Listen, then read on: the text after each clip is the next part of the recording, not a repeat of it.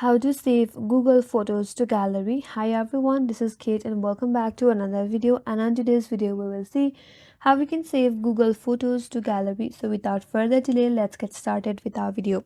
First of all, you have to open up your Google Photos in your device and make sure that you're logged in with your account. Once you're here, now from your Google Photos, you have to choose a picture that you want to save it in your gallery. For example, I have this picture right here. Now, if you want to save it in your gallery, tap on the three dot icon from the top right corner, and here you will have a download option.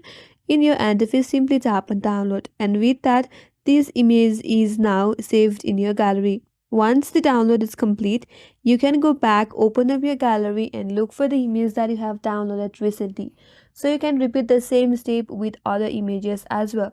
And that's how you can save your Google Photos to gallery. And that's all for today's video. Hope this video was helpful. And if you're new to our channel, consider subscribing. Thanks for watching and stay tuned for more videos.